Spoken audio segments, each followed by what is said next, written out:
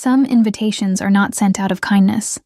Some are sent like a knife, wrapped in cream cardstock, sealed with a gold wax stamp, addressed in calligraphy so perfect it almost looks forgiving. They arrive on your doorstep in the morning, while you are still in the soft middle of your day, before you have your armor on. And the person who sent them is counting on exactly that. They are counting on the particular vulnerability of a Tuesday morning, on the fact that you will open it without thinking, without bracing, without the 3 seconds of preparation that might have made the difference between reading it and surviving it cleanly. Imani Brooks received hers on a Tuesday. She was standing in a kitchen that was not hers, in a penthouse that was not hers, making breakfast for 2 4-year-olds who were very much not hers, and yet were, in every way that mattered, entirely hers, when the courier knocked. She signed for the envelope without suspicion. She opened it while the eggs were still on the stove. And then she stood there in that immaculate kitchen on the 42nd floor of one of the most expensive buildings in Manhattan. And she read the words, and the eggs burned, and the twins watched from their high chairs. And the whole morning collapsed into the 6 words on that card: Marcus Allen and Jordan Pierce. Request the honor of your presence. She could have thrown it away.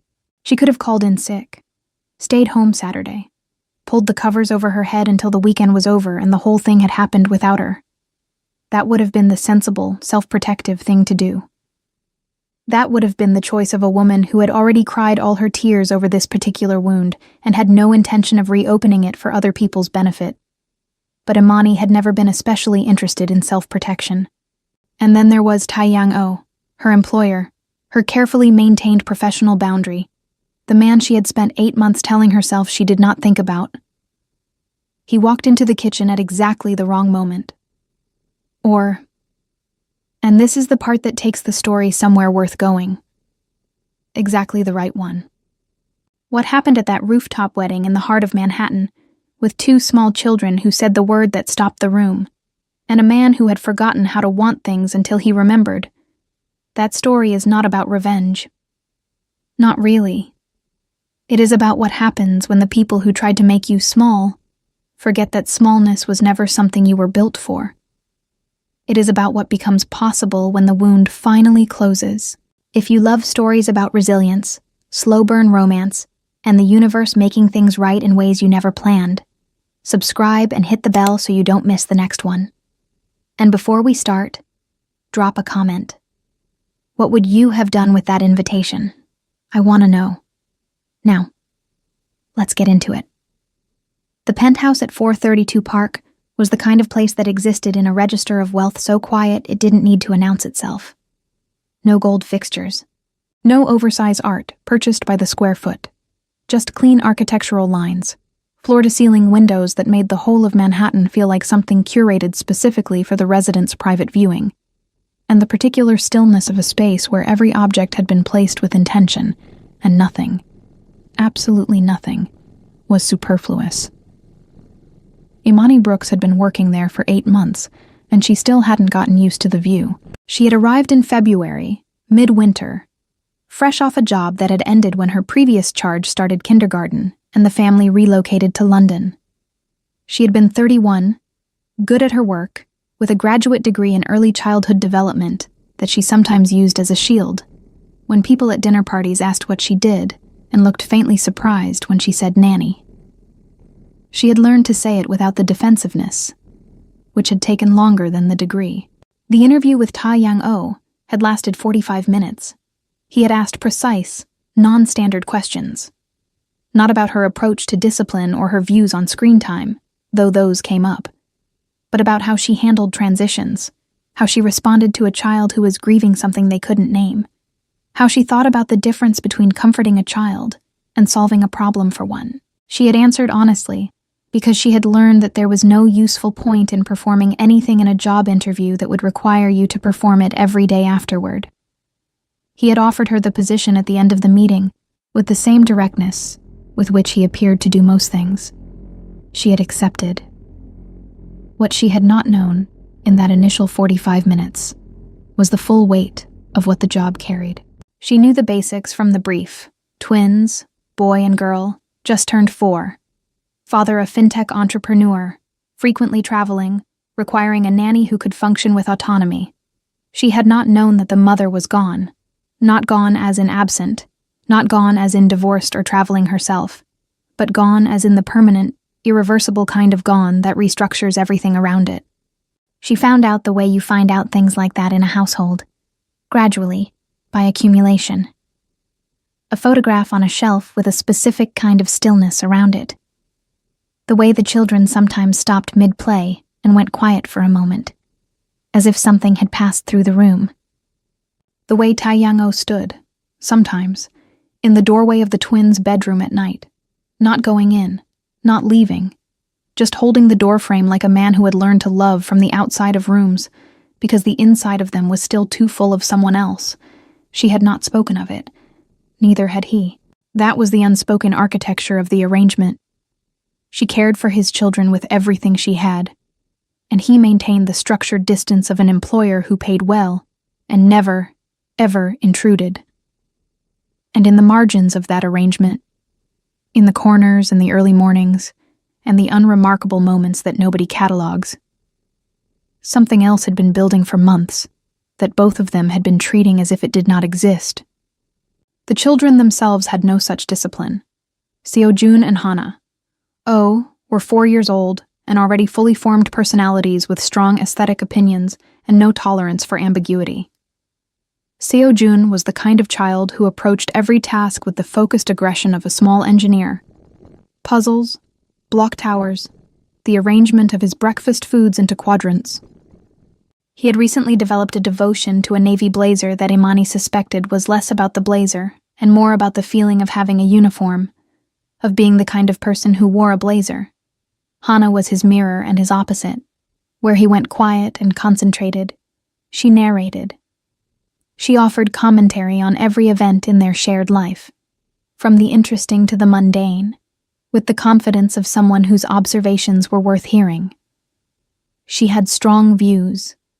The strongest, most consistent, most non-negotiable of these views was that her eggs must be cut into triangles. Not squares, not rectangles, triangles. She had explained this to Imani on day 2 with a gravity that suggested it was fundamental truth rather than preference. Imani had cut eggs into triangles every Wednesday morning for 8 months. She did not consider this a hardship. It was on a Tuesday in October, French Toast Day, Hana's second favorite morning, when the courier knocked. She signed for the envelope while the bread was soaking. She tore it open while she was checking the stove. She read the first line and thought she had misread it, which is what the mind does when it encounters something it hasn't prepared for. It assumes error, because error is recoverable. She read it again, Marcus Allen and Jordan Pierce. Together, the way those names hadn't appeared to her in 11 months, not since the morning she had finally understood what had been happening and had put her phone face down on her kitchen table and sat there for a very long time. The smell of burning was the first thing that reached her. Then Hana's voice saying, Imani, with the specific urgency of a child who has identified a problem and expects the adult to act on it immediately. Then the sound of the pan hitting the back burner, which she must have moved without registering it. She stood at the stove with the invitation in her hands and did not move. Marcus had been her partner for 3 years. She had been 28 when they met, 29 when she understood that she loved him in the particular way that reorganizes things, the kind of love that makes you rearrange your future to include another person in it.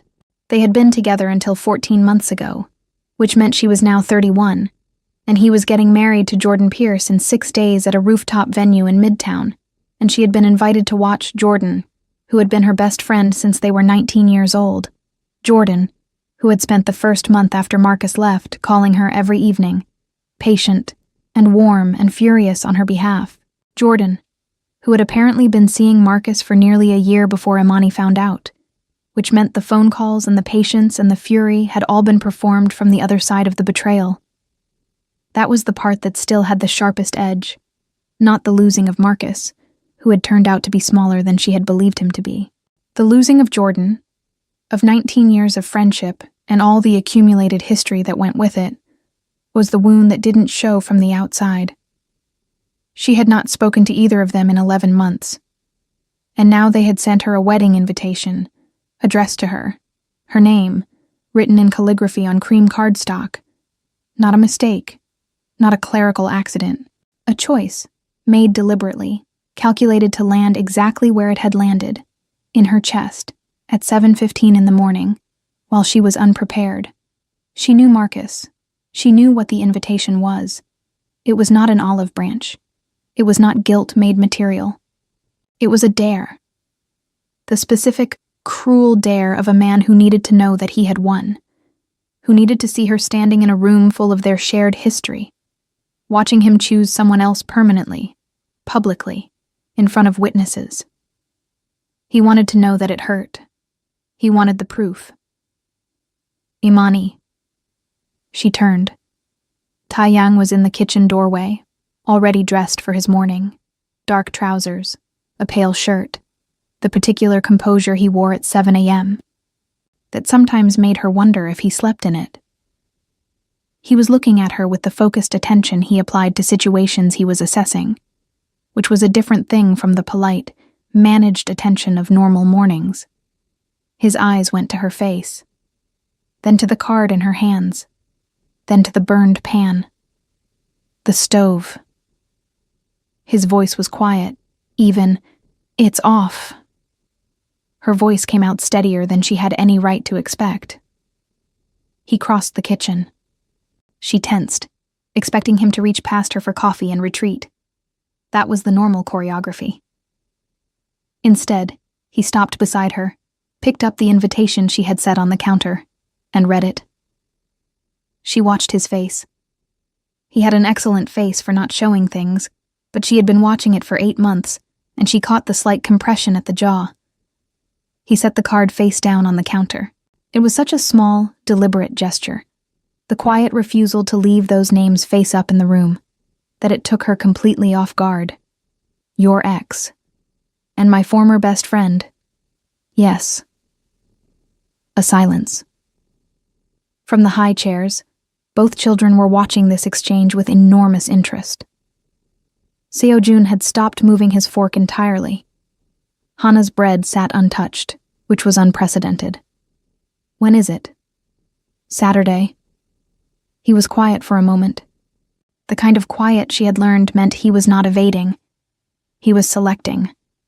Then, "You're going." Not a question. Not a suggestion. A statement delivered with the calm certainty of someone who had already run the numbers and arrived at the only logical conclusion. "Excuse me. You are going to that wedding, and I am taking you." The kitchen was very quiet. Outside, 42 floors below, Manhattan went about its Tuesday morning entirely indifferent to the conversation happening in this room. Hana reached over and patted her brother's arm. Seo-jun, not taking his eyes off the adults, patted her back. She said no. She said it clearly, with full sentences, while loading the dishwasher. She explained that she was a professional in his employ, and it was not appropriate for him to involve himself in her personal circumstances. She explained that she did not need to go to the wedding. She explained that she was fine. She used the word twice, once with more emphasis than was probably convincing, and that Saturday would be a perfectly ordinary day that she intended to spend doing things that were not attending the marriage of her ex-partner to her former best friend. Taiyang listened to all of this. He stood by the counter with his coffee and said nothing, and gave her absolutely nothing to push against, which was the most infuriating possible response. When she was done, he said, "Think about what you actually want," and went to his office and closed the door. She thought about it for the entire day. She thought about it through the morning, while she tidied the living room and Seo-jun arranged and rearranged a set of wooden blocks into structures that he evaluated, dismantled, and rebuilt with the focus of a small architect who was not satisfied with his own work. She thought about it while Hana sat beside her and narrated her own drawing in real time. This is a house, and this is a dog. And the dog is sad because the house doesn't have a door. Now the house has a door. Now the dog is happy.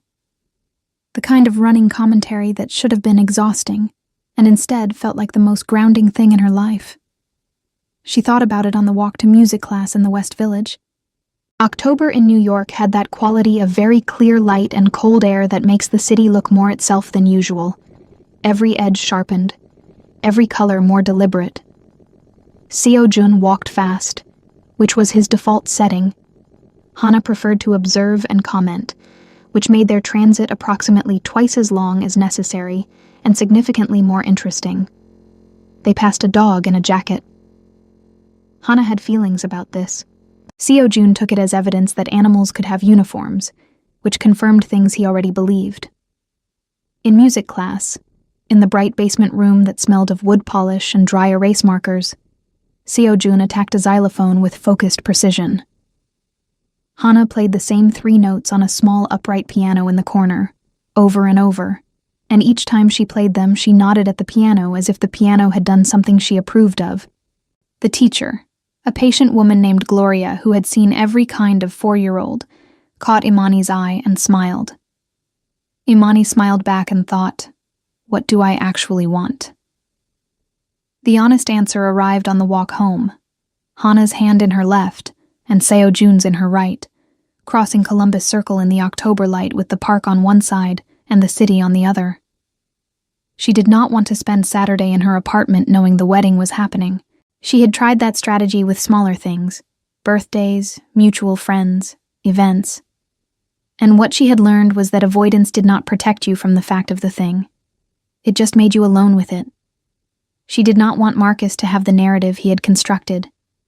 The one where she was somewhere quietly sad, where the invitation had landed with the precision he intended, where she had received the message that she had been weighed, found insufficient, replaced, and accepted it. That was the story he had written for her, and she was tired, so tired, of inhabiting other people's stories about who she was. And underneath all of that, in the quietest place, she wanted to walk into a room that was supposed to diminish her, and not be diminished. She wanted, just once, for the architecture of someone else's cruelty to collapse under the weight of her simple refusal to disappear. She came home and put the children down for their nap, and knocked on Taeyang's office door. He looked up from 3 open screens. He had the expression of a man who had been waiting, not impatiently, but waiting nonetheless. She knocked on his office door. "What are the terms?" Something moved through his face, the barest rearrangement of an expression that was usually very still. Not satisfaction, exactly. Something more disciplined than satisfaction. The look of a man who is right and has sufficient control not to make it a production. "We go as a family unit. You, me, the children. We arrive after the ceremony has begun, late enough to be seen, not so late as to be disruptive. We stay no longer than 2 hours. You do not explain yourself to anyone, and neither do I. And after Saturday, if you want to proceed as though this conversation never happened, I will accommodate that entirely." She considered this. Why would you do this? He was quiet for a moment. Then, because people who send that kind of invitation are making a calculation. They are assuming the recipient will arrive alone, or not at all. I find it useful to disappoint that kind of assumption. She waited for more. He said nothing else, which meant either that was the complete reason, or there were reasons he hadn't elected to name. She filed that away. "The children can't stay with Mrs. Kim. Mrs. Kim has her niece's recital Saturday evening. I checked. A beat. And Seo-jun has been asking to wear his blazer somewhere appropriate. He considers this urgent." She had not expected that. The laugh came out before she could manage it. Small and entirely genuine, the kind that surprises you. And she covered her mouth, and Taeyang watched her laugh with an expression that was not laughing but was not laughing either. It was something careful and warm that he was managing very precisely. "Fine," she said, when she had recovered. "Saturday, 2 hours. But I want to be clear. I'm not going as your date. I'm the nanny, accompanying the family to an event." "Understood." And you don't get to be pleased with yourself about this. I'm never pleased with myself.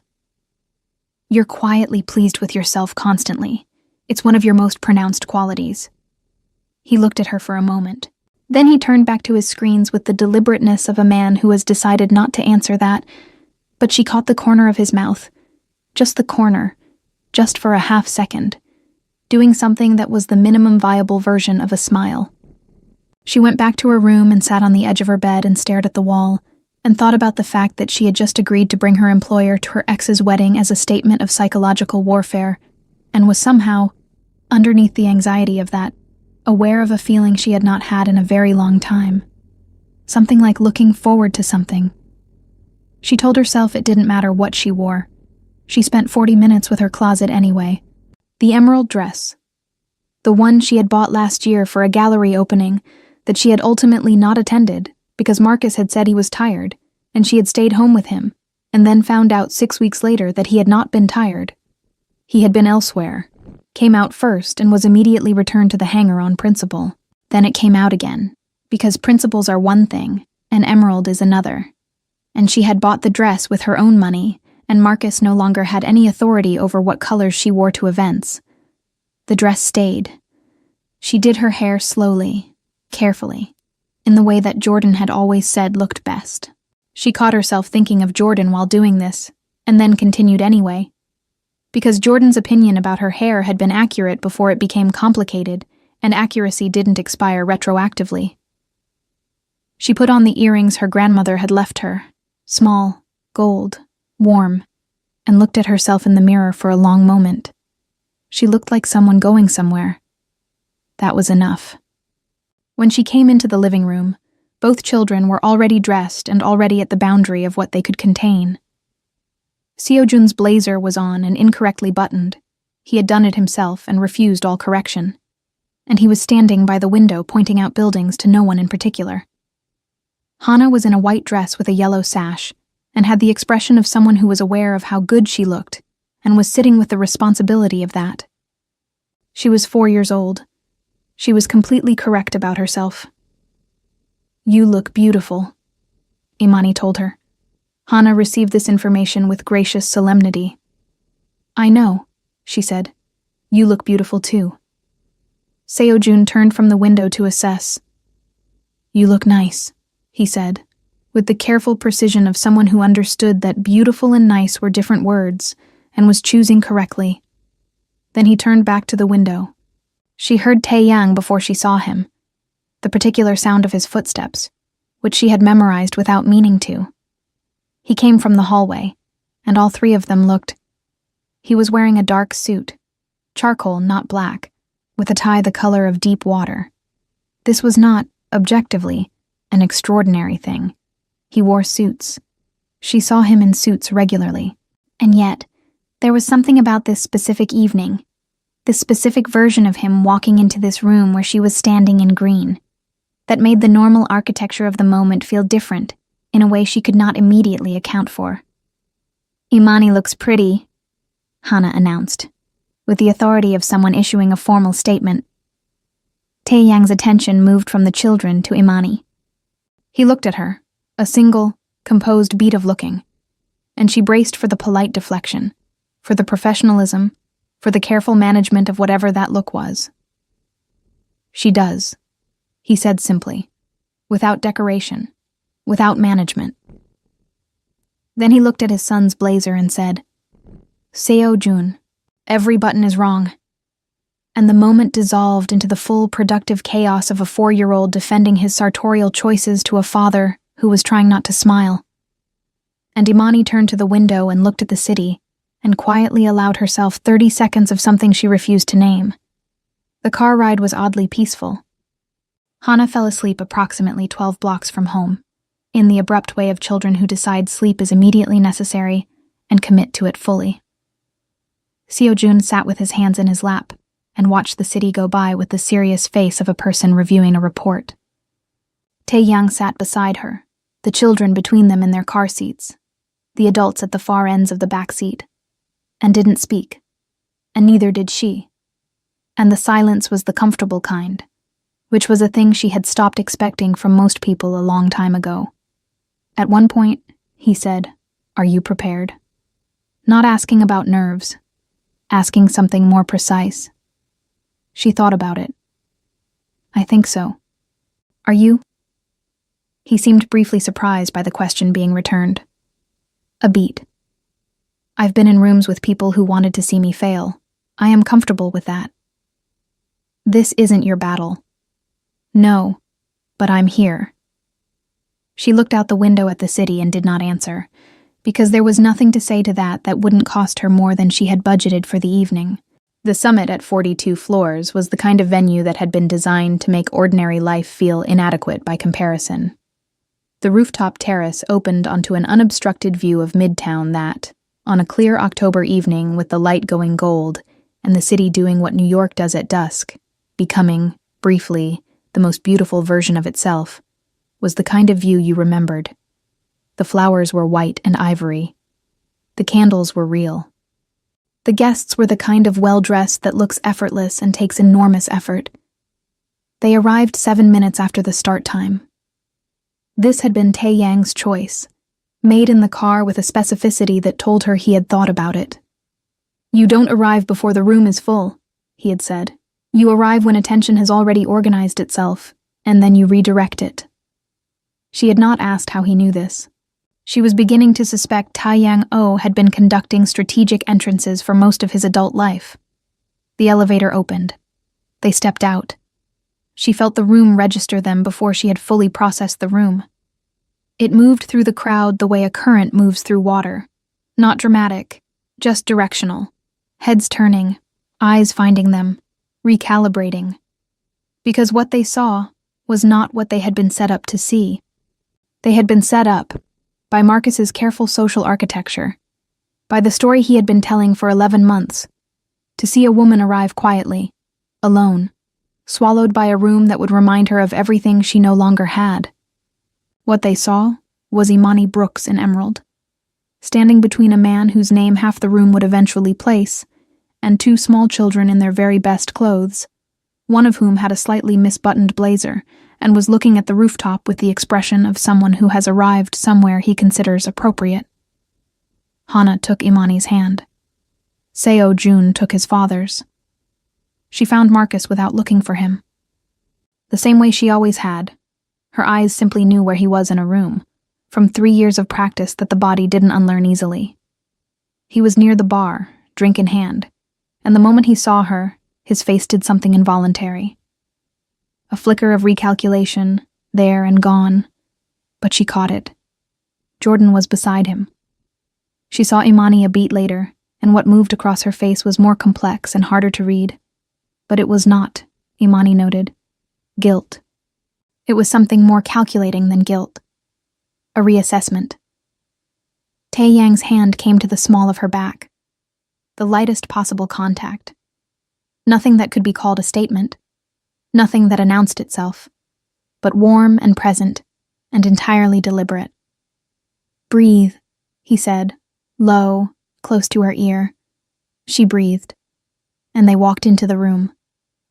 The ceremony was beautiful in the cold, architectural way that expensive things are beautiful when the people inside them are less certain of each other than the flowers suggest. The officiant had a voice trained for exactly this purpose. The vows were written, not improvised. She could tell by the rhythm, the careful construction. And they were good vows, really. The kind you could believe if you didn't know the history. Imani stood near the back, where the chairs thinned out, and there was space for the children to shift position without disturbing anyone. Hana had decided partway through the ceremony that leaning against Imani's side was preferable to her own standing space, and had migrated there by degrees until she was essentially held. Seo Jun stood on Imani's other side, very straight, watching the proceedings with the face of someone taking notes. Tai Yang was just behind her. She could feel him there the way you feel something that is part of the room's architecture. Steady, warm, present in a way that went beyond the physical. She watched Marcus say his vows. She had anticipated devastation. She had been preparing for it all week, in the back of her mind, building the mental architecture to absorb a blow. What she found instead was something so unexpected that it took her a moment to identify it. Relief. Not the relief of escape, the relief of completion. Of a chapter that had been half open for over a year finally.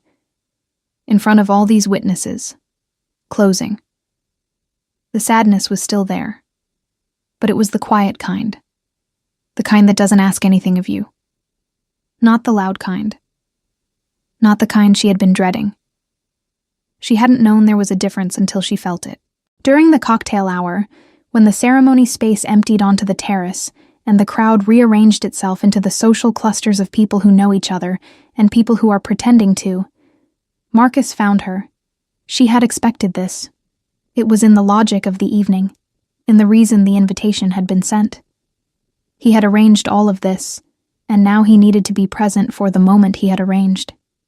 Tae-yang had taken the children to the dessert table, a mission that Seo-jun had volunteered for with suspicious speed, suggesting he had been aware of its existence for some time. And for a moment, she was at the terrace railing with the city below her and Marcus beside her, and it was just the two of them in the old, uncomfortable configuration of people who used to know each other very well. "You look good," he said, the same tone he had always used when he was managing a moment rather than inhabiting one. "Thank you," she said. "Congratulations." A pause. He had not expected that. She could see the recalibration, the slight adjustment of a man whose script has encountered an unexpected line. "I wasn't sure you'd come. You sent me an invitation, Marcus. Still, I wasn't sure." He looked out at the city, doing the thing he did when he wanted to seem reflective. "You look different. You seem different." Different how? He didn't answer immediately. She could feel him looking at her the way you look at something you thought you understood and are realizing you didn't. "I thought you'd be..." He stopped. "Devastated?" He said nothing, which was its own answer. "I was," she said, without anger, without performance, just the plain fact of it. "For a while, I was not about you, or not only about you, about Jordan. About realizing that I'd been in a room with people I trusted and they had been, not what I thought they were." She turned to look at him. "But you don't stay in that place forever. You just don't..." He looked at her. Something was moving on his face that she hadn't expected. Something small and honest that might have been, in another version of him, remorse. She was not interested in remorse. She was not interested in the comfort that his having regrets might once have offered her. She was interested, she realized, in very little that Marcus had to offer. That was new. That was, she thought, what being done actually felt like from the inside.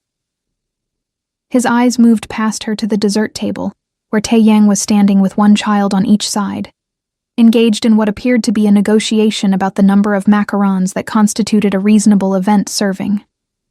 Seo-jun was gesturing. Tae-yang was unmoving. Hana was watching this exchange as an interested neutral party. "Is that who I think it is?" Marcus said. "My employer?" "Yes." She watched him absorb this and reconfigure and then work to not show that he was reconfiguring. Marcus had always been a person who cared about adjacency, about who you were near, who you were seen with, what it meant about you. She had not always noticed how much that quality had shaped the 3 years they were together. She noticed now. "You work for him. I care for his children. It's wonderful work." She said it cleanly, without apology or irony. "The girl's name is Hana. The boy is Seo-jun. He has very strong opinions about his blazer." She could see Marcus trying to locate the wound and failing. That, she thought, was the thing he had not planned for. He had planned for hurt or anger or the awful brightness of someone trying too hard. He had not planned for a woman who had moved into a life that had nothing to do with him and appeared, from all available evidence, to be all right in it. Jordan appeared at Marcus's side. She materialized the way she always had, smooth, calibrated, reading the room before she entered it fully. She looked at Imani with the specific caution of someone who has run through scenarios. Imani. Her voice was careful. Shaped. I'm glad you came. There were 11 months of things Imani could have said. Things she had said, in the dark, to herself. Things that were true and pointed and would have done damage, and she had the vocabulary for damage. She had spent enough time with this grief to know exactly how to use it. But looking at Jordan now, at the calculation still running behind her eyes, even today, even at her own wedding, the perpetual assessment of every room she was in, she found that she didn't want to. Not because Jordan didn't deserve them, because spending them would cost Imani something, and Jordan wasn't worth the price anymore. It's a beautiful venue, Imani said. I hope you're really happy together. The kindness of it was more devastating than accusation. She could see Jordan feel it, the particular impact of grace offered where grievance was expected. And then a small hand found her knee, and she looked down, and Hannah was there, having apparently concluded the macaron negotiation and located Imani by radar, looking up at her with great urgency. Imani, Seo Jun ate 4 macarons, and Daddy said 3 was the limit, but Seo Jun says at celebrations the number is different. Imani crouched to her level. The ease of it, the immediate shift of her whole attention, the way the rest of the room receded, was instinct by now. He's not wrong about celebrations, she said, but let's go check on him anyway. She took Hannah's hand. She stood. She did not look back. It happened during dinner, in the pause between the toasts, in the particular stillness of a room full of people managing champagne flutes and half attention. They were at a table near the edge of the terrace, positioned with the view at their backs and the room in front of them, an arrangement Taeyang had made without explaining, and she hadn't questioned. The children were doing well, which in 4-year-old terms meant they were managing formal dinner with only occasional infractions. Seo Jun had conducted a thorough assessment of the bread rolls and found them acceptable. Hannah had rearranged the centerpiece flowers to her personal aesthetic preferences, which no one had sanctioned but also no one had stopped. Both of them were eating. No one was crying. By any objective measure, this was a success. Imani was cutting Seo Jun's chicken when she looked up and found Marcus watching her. Not the table, her, specifically. The way she had the knife in her hand, the easy automatic competence of it, the way Seo Jun leaned against her arm as she worked. There was something on Marcus's face that she hadn't seen there before. Something small and unglamorous and honest, which was unusual for Marcus, who preferred the produced version of his feelings over the real ones. It might have been regret. Not for Jordan. She didn't think that. For this. For the version of a life with her that he had looked at and miscounted. She looked back at her task, not his to have, whatever he was feeling. You're doing well, Taeyang said, low. Not for the table. Please don't. I mean it as an observation, not a comfort. She glanced at him. He was watching her with that expression, the one she'd named for herself in the doorway of the twins' room on that Wednesday night in March, and then immediately unnamed it because naming it was dangerous. The expression of a man who was paying close attention and had stopped pretending, even to himself, that the attention was purely professional. Earlier, he said, at the railing with him. You didn't give him anything. I didn't want to. That's not what it looked like. His voice was careful. It looked like someone who had already finished with it, not suppressing something. Finished. She was quiet for a moment. Maybe I have, she said. I think maybe I have. She reached for her glass. Her hand was steady.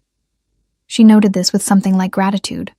Across the table, Hannah had finished her dinner and migrated, as she always did by degrees, into Imani's space. It started with her chair shifting closer, then her elbow on Imani's arm. Then, in the natural progression of a 4-year-old who considers lap proximity a reasonable goal, She had arranged herself half into Imani's lap, with her head against Imani's shoulder, and her eyes going soft with the beginnings of sleep. Imani put her arms around her without thinking. The same reflex as breathing. The best man had been speaking for some time. His toast was long, affectionate, well-rehearsed, hitting the expected beats. And the room had settled into that particular wedding toast attention, everyone half listening, managing their champagne, performing engagement. At a table near the center, someone laughed at the right moment. The best man paused for effect. In the silence, in the space where a room full of people was holding its breath for the punchline. Maman. Hana said it quietly, not to the room, to Imani. Her face tucked against Imani's shoulder, her voice that particular low, sleepy register of a child going soft at the edges. The word she had been building for weeks from Imani's phone calls with her mother in Florianopolis, from the lullabies Imani thought she sang below hearing, from the sounds of a woman who loved in a specific language even when she was trying to love in another one. But a room that is holding its breath carries sound differently. The word traveled. The table heard it first, then the neighboring table, already half-oriented their way from the evening's accumulated awareness of them. Then, in the spreading quiet that children's voices create in adult rooms, further. Imani did not move. Could not move. This word, in Hana's voice, in this room, at this specific moment, it undid her in a way that none of the evening's planned provocations had managed to touch. The wedding had not broken her. Marcus had not broken her. Jordan's careful performance of happiness had not broken her. 4 years old, half asleep, without guile or strategy, this child had found the place in her that was still soft and had gone straight to it. Hana seemed to feel the change in the air. She lifted her head and looked at Imani with the clear, uncomplicated gaze of a child who has not yet learned that some truths are meant to be withheld. She wasn't asking for reassurance. She was just looking, just being sure that Imani was still Imani. "I know, baby," Imani said. Her voice was not entirely her own. "I know." She pressed her face briefly against Hana's hair and breathed. The smell of the detergent she used on the children's clothes. The particular warmth of a small sleeping body. She breathed until she could. When she looked up, Seo Jun was leaning across the table toward her. He had his hands stretched out the way he did when Hana was upset, and he wanted to help without knowing how. He patted her arm, very specifically and deliberately, the way he did everything. "She's our Imani," he said, in English, for the room, clear as a bell. The simple, total authority of a child stating something that is so obviously true that the only reason to say it is that adults seem to need reminding. The nearest table made a sound. Involuntary, collective. The sound a group of adults makes when a child accidentally says something that costs them nothing and costs everyone listening a great deal. Imani felt tears hit her eyes and refused them. Not here. Not in front of all these people. Not in front of Marcus. Not in front of Jordan. She could cry later. She could cry when she was somewhere private and she had earned it. For now she blinked and held Hana and looked at Seo Jun with everything she had and said, "Yes, I'm your Imani." He nodded with great satisfaction and turned back to his bread roll. She felt Taeyang move before she saw him. Not toward her, just a shift, a repositioning of himself in the space. She looked up. He was looking at her, and he was not managing his expression. That was the thing. For 8 months, she had watched this man manage every expression, contain every response, apply his composure to everything that threatened to get past it. He was not doing that now. He was looking at her with the open, undefended attention of someone who has run out of reasons to pretend not to feel what he feels. His jaw was tight. His hands were very still on the table, under the tablecloth, on the side of her that no one else could see. His hand moved across the linen and rested beside hers. Not touching. 1 centimeter of not touching. An enormous centimeter. The toast ended. Dessert came, was received by the children with the seriousness appropriate to the occasion, and was eaten. The children were fading. Hana fully surrendered to Imani's shoulder, Seo-jun making the increasingly vague gestures of a person who is technically still awake but only by commitment. 2 hours and 4 minutes had passed. They had discussed the timeline in the car. The timeline had been met and slightly exceeded, which Imani chose to consider a personal victory. She was reaching for Hana's small cardigan, the white one with the embroidered edges, which Hana had selected herself and defended from all attempts at substitution, when Marcus appeared at the edge of the table. Alone this time. Without Jordan. Without the managed composure of earlier in the evening. He looked like a man who had been sitting with something across a dinner table for 2 hours and could not hold it any longer. Tae-young, in the process of easing a sleeping Hana from Imani's arms to his own shoulder, looked at Marcus. For the first time all evening, Imani realized this only now, looking back over the night. He had not looked at Marcus until this moment. He had been in the same room as the man who had sent that invitation, and he had simply not granted him the attention of a direct look. Now he did.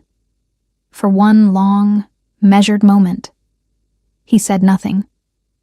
He simply looked, and then he turned to his daughter and adjusted her carefully against his shoulder, and the statement of that was complete without requiring words. Marcus kept his eyes on Imani. "Can I have a minute?" She handed him that minute. Not generosity. She was done with the idea of being generous to Marcus. Curiosity, rather. She had learned something about herself tonight, and she wanted to know if the lesson held. They stepped to the far edge of the terrace, the city spread out below them, the party behind them a warm murmur of voices and music. She stood against the railing and looked at Marcus and waited. "I didn't expect you to be like this," he said. The careful phrasing of someone feeling their way through something they haven't rehearsed. "Like what?" "Like this." He gestured, helplessly. "Like you're fine. Like all of it. Like none of it. I thought you'd be angry." "At least angry." "I was angry," she said. "For a long time. It's a very clean anger, that kind. The kind where someone does something unambiguous. It was almost easy to be angry. It was the other things that were harder." He looked at her. She let him look. "I sent the invitation because you wanted to know if I was okay or because you wanted to know if I wasn't." A long pause. Below them, a taxi crossed an intersection. A cluster of people moved between streetlights. The city did what the city does. It continued, completely indifferent. A long pause. Then, quietly, "Both." She looked at him. There was something in the honesty of it that she hadn't expected. Something that made him, briefly, more like the person she had actually loved, and less like the person she had spent 11 months revising. It made her sad in a small, uncomplicated way. Not for herself. For both of them. For the younger versions of them who had started something with better intentions than they had finished it. "Marcus," she said, and her voice was the kind that only exists on the other side of all the unkind feelings. "I hope you're happy. Genuinely. Not because you deserve the hope. I'm not sure about that. But because unhappy people don't stop making the choices that hurt other people. They just feel worse about them.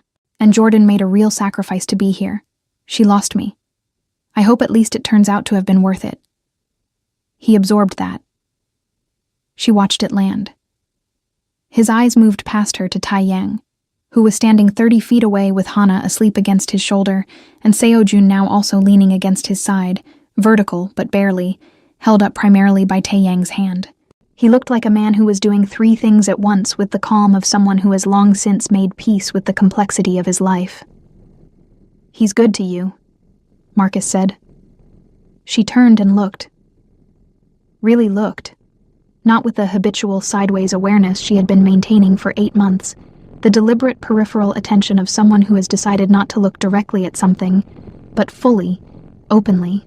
She looked at Tae-yang, O standing in the golden light of a Manhattan rooftop with his children, who were also hers. And she felt the truth of it settle in her chest, like something that had been waiting for exactly this moment to be acknowledged. "He's my employer," she said, and then, because she was done with small dishonesty, "But yes." She walked away from Marcus for the last time. Not with anger, not with grief, with the particular lightness of a door that has been closed from the inside. Hana was fully asleep before the elevator reached the lobby. Seo-jun maintained consciousness through the lobby, through the revolving door, through the first 12 feet of sidewalk, and then sat down on the curb with the absolute finality of a child who has decided that the physical act of forward movement is no longer available to him. Not distress, not tantrum. Simply a full and peaceful cessation. Taeyang, without comment, transferred Hana to Imani's arms, the handoff smooth and practiced, the particular competence of two people who had done this in various configurations many times, and picked Seo-jun up off the curb and settled him against his chest.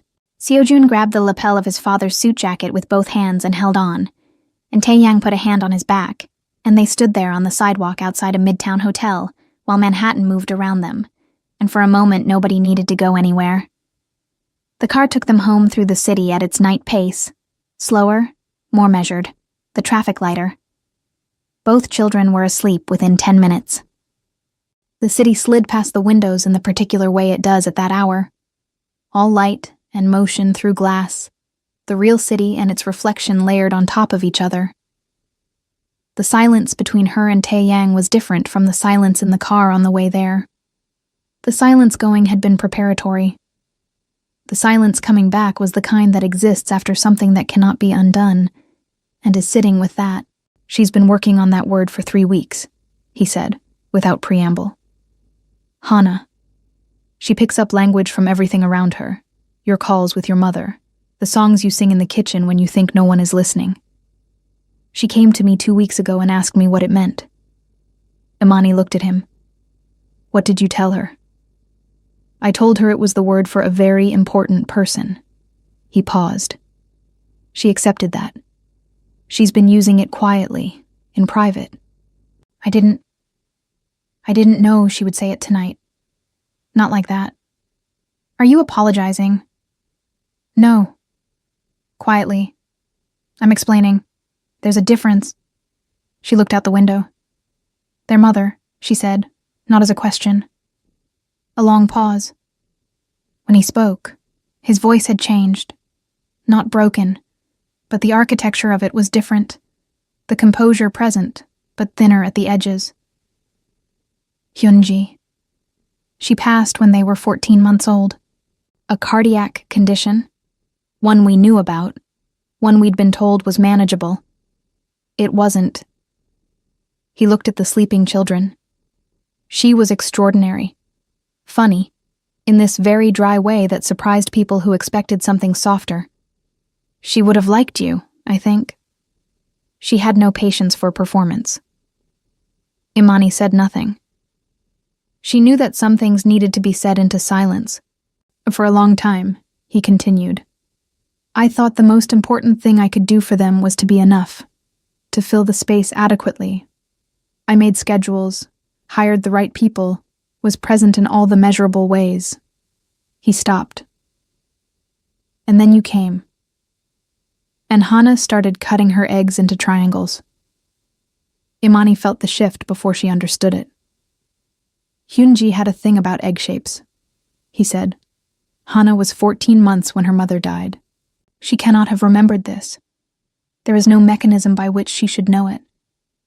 And yet she started doing it 3 weeks after you arrived. And when I asked her why, she said she just liked it that way. The car moved through the city in the quiet way of late-night travel. Just the hum of the engine and the breathing of sleeping children, and this conversation happening between them in the dark. I watch you with them, Taeyang said. And his voice was now doing the thing it almost never did. It was simply saying what was true, without management, without the careful intermediary layer of composure. And I see what I couldn't give them alone. I have never been a person who needed things from other people. I was taught that needing was a form of instability. I ran a company. I raised children. I did not need. A pause. And then I started standing in doorways. She turned to look at him. I know you've seen me, he said. You've never said anything. I've noticed that you've never said anything. It wasn't my place. No. He met her eyes. But I think it might be now. And I think, tonight, in that room, when she said that word, I think I understood something that I had been working very hard not to understand. Which was that I am no longer standing in the doorway because I'm afraid of the room. The light at Park and 63rd went red. The city paused.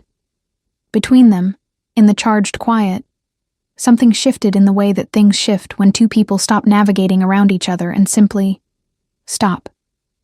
I said it was both, Imani said softly, referring to the car, to his question, to the answer she had given that had been, she suspected, the truest thing she had said all evening.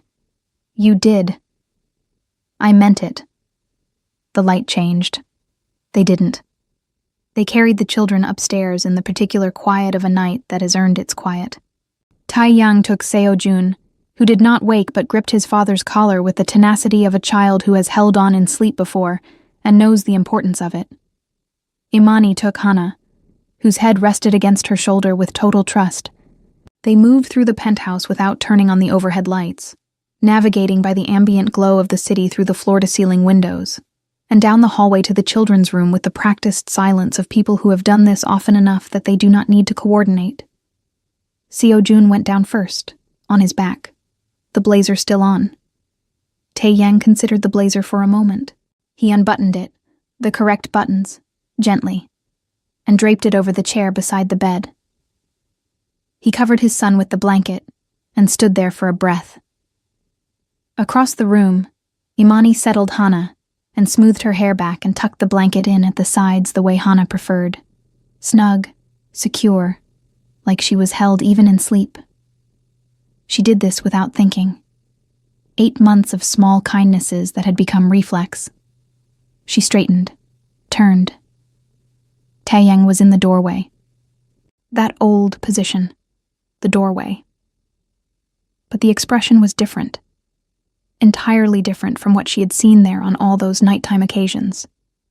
He wasn't looking in with the careful, shuttered grief of a man who loves from outside rooms. He was looking at her. She crossed the room. They moved together out of the doorway and into the hallway, pulling the door to its usual position, not closed, never fully closed, and stood in the quiet of the penthouse at 11 at night, both of them still in the clothes from a wedding that had started as a wound and ended as something entirely else. Can we sit for a bit? She said. They went to the kitchen. He made tea, Korean barley, which he kept specifically because she'd mentioned once, in passing, in the way she mentioned things that she didn't expect him to retain, that she'd had it at a restaurant in the West Village and loved it. She didn't say anything about the fact that he had remembered. She sat at the counter and watched him move through the kitchen, and thought about how different the same space could be depending on what was filling it. He set the cup in front of her and stood on the other side of the counter with his own. The marble counter between them. The quiet between them. The whole accumulated weight of the evening between them. I want to tell you something, she said, and I need you to not be my employer while I'm saying it. He looked at her steadily. Okay. When Marcus left, she said, I thought the worst thing about it was losing him.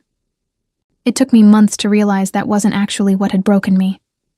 What broke me was what I concluded about myself from it. That I gave things to people who looked at what I gave and decided it wasn't what they wanted. That I was the kind of person who could be loved and then moved past. Someone that people chose as a stepping stone without telling her that's what she was. She looked at her tea. I came to work for you believing that, carrying that. I was very professional and very competent, and I kept everything at exactly the right distance because I had learned, recently, what happened when you didn't. And your children, she stopped. She looked up at him. Your children just decided I was theirs. No negotiation, no conditions. Hana decided the first week, I think. Seo Jun held out until the fourth week because he always needs more data, and once they decided... She shook her head, very slightly. It undid something in me that I had been very careful to keep knotted. He was very still. He had both hands around his cup and his eyes on her face, and he was not managing anything. And I've watched you, she continued. I've watched you figure out how to be both parents to children who can't explain what they're missing. I've watched you learn Seojun's 20-minute cry threshold and the specific angle that Hana needs her blanket, and how to talk about their mother to them in a way that doesn't ask them to grieve what they can't remember.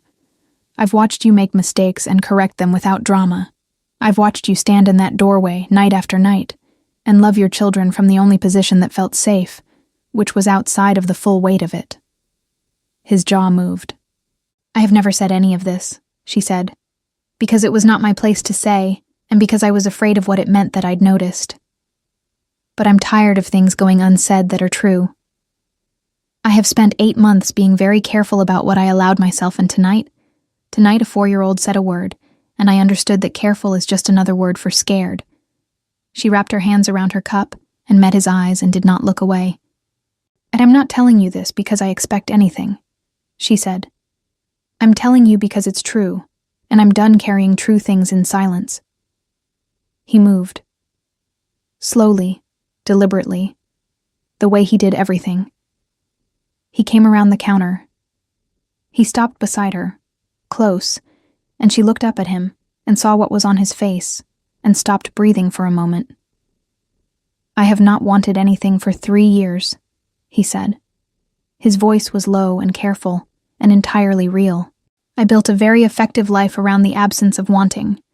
I was good at it. I ran a company across 4 time zones and raised 2 children, and I did not want. And then you came and made omelets on Monday mornings, and I started wanting things, and I treated it as a management problem. And now? And now you told me it was both, in the car, and I have been unable to treat that as a management problem. You said you'd tell me when you couldn't be professional. I remember. A beat, I'm telling you. The refrigerator hummed. Somewhere in the city, 42 floors below, a siren rose and fell. In the twins' room, 2 children slept in the sound sleep of people who know where they are and feel safe there. I know the complications, he said. I know what this means for your role and for the children, and I am not pretending those things don't exist. But I am asking, not for resolution, not for promises. I am asking if you are willing to stop pretending this does not exist, between us. She looked at him for a long moment. She thought about the woman who had opened that invitation 4 days ago.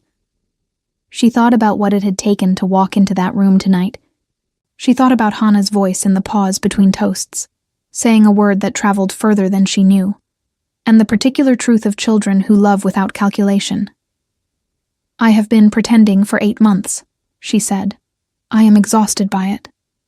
He reached out, slowly, giving her every opportunity to decide, and covered her hand with his. Just that.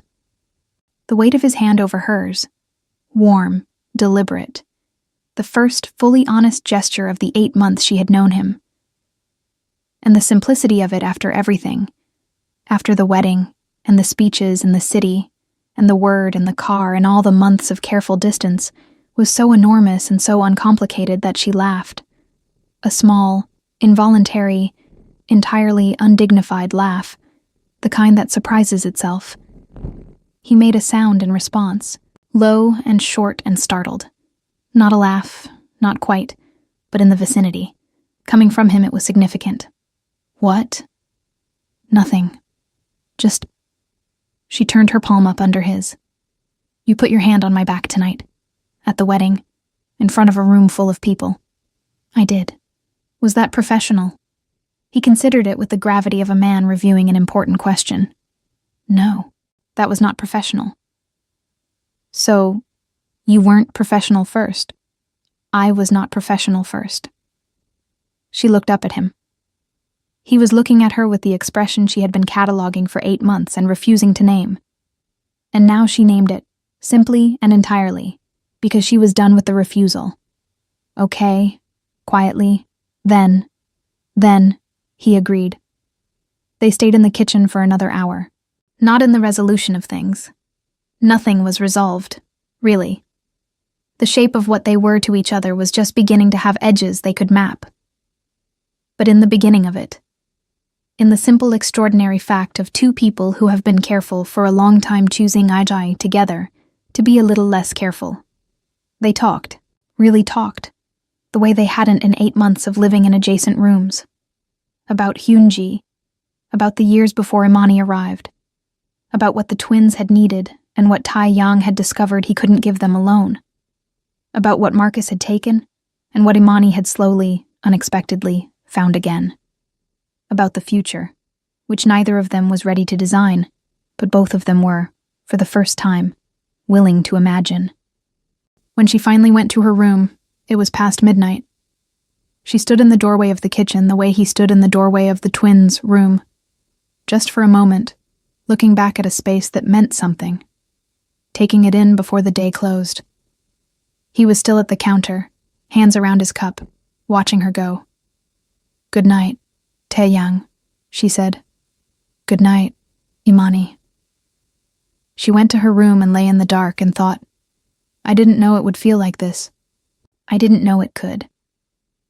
On a Friday morning in January, with snow falling in the particular slow, purposeful way of New York winter, each flake apparently committed to the performance, Imani was making French toast. It was Hannah's day. Triangles. She hadn't forgotten. She heard them before she saw them. The small 2-part thunder of feet on hardwood. The sound she had come to associate with Friday mornings, which the children had understood for some time to be French toast mornings, and therefore required expedient deployment of themselves from bed to kitchen. Seo-jun arrived first because he always did. He moved fast even in pajamas, even in January, with the focused energy of a child who has a destination. Hannah was 3 steps behind, her hair impossible from sleep, her expression one of supreme morning seriousness. "Can we help?" Seo-jun said. Not a question, a statement. This had been his approach for the past month. Wash your hands first. They went to the sink with the urgency of children who have a task. Imani got out the small bowl, Hannah's bowl, the yellow one she had designated for this purpose, and the eggs, and waited. Hannah cracked the first egg with the concentration of a surgeon. She had been working on this for 6 weeks, and the improvement was real, though the process still required Imani's hands nearby, not interfering, just present. The shell came apart cleanly. Hannah looked at the bowl, then at Imani, with the expression of someone who has achieved something and needs it witnessed. "Perfect," Imani said. Hannah nodded. "I know." Seo-jun was already stirring the milk in the other bowl with the physical commitment he brought to everything. Imani had stopped suggesting that vigorous stirring and effective stirring were not the same thing. Some lessons needed to be discovered independently. She heard Taeyang's footsteps. She still noticed them, the specific sound of him moving through his own apartment. But it no longer felt like something she was doing by accident. She noticed it the way you notice the sounds of your house, with belonging. He came into the kitchen, and the morning rearranged itself around him the way it always did now. He went to the coffee first. This was consistent and non-negotiable, and the children had learned to respect it as a sequencing requirement. And poured his cup, and turned and leaned against the counter, and looked at the 3 of them at the stove. The look on his face was not the look she had catalogued for 8 careful months. It was the other one. The one that had started, slowly and then all at once, the morning after the wedding, when he had come into the kitchen and seen her at the stove and not composed himself before she turned. It was the look of a man who has stopped managing something and is simply, quietly, allowing it to be true. "Seo-jun," he said. "That's a great deal of enthusiasm for milk." "It has to be combined," Seo-jun explained, with the patience of someone addressing a frequently misunderstood position. "It is combined, It was combined 30 seconds ago.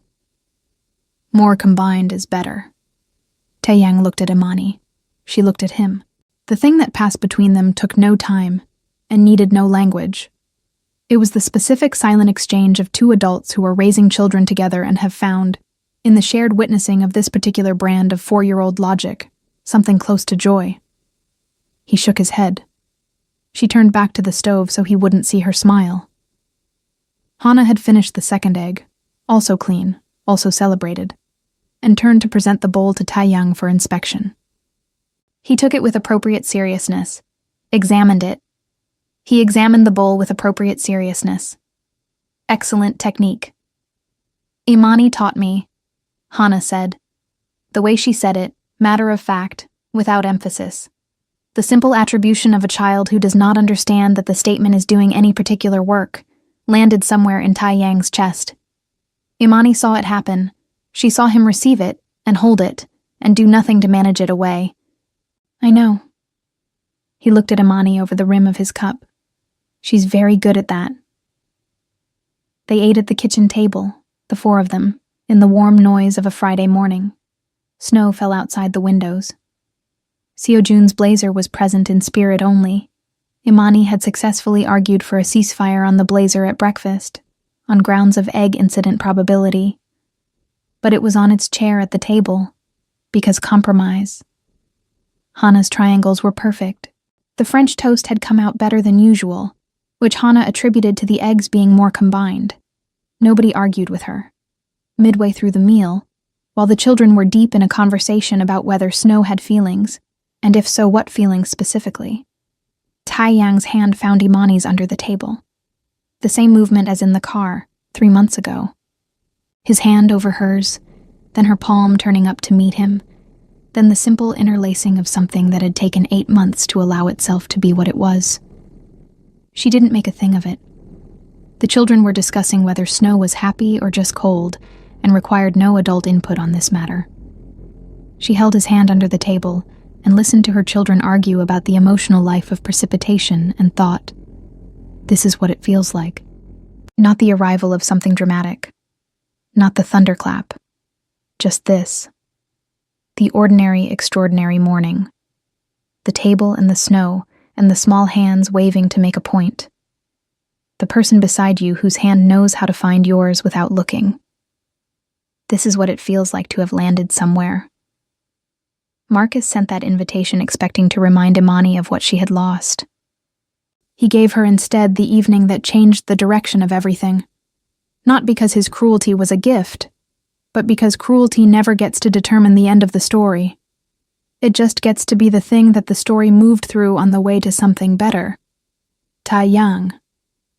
O had spent 3 years building walls with the discipline of a man who believes that the things he needs cannot be lost if he never needs them.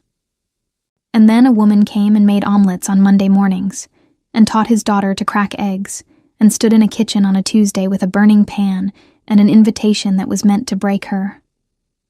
And he looked at her and understood, in the particular way that things become clear when you stop working so hard to make them opaque, that he had been wrong about what the walls were protecting. And Hana O, who was 4 years old and had never in her life known her mother, said a word in a crowded room, because it was true, and she knew it was true, and she did not see any reason to hold true things in silence. She was the wisest person at the table. She always had been. If this story found you, if there was a moment that you felt, I want to hear about it. Tell me in the comments which part got you. Was it the rooftop? The word? The kitchen at midnight? Tell me. And if you're new here, this is the kind of story we tell. Subscribe. The next one is already waiting. See you there.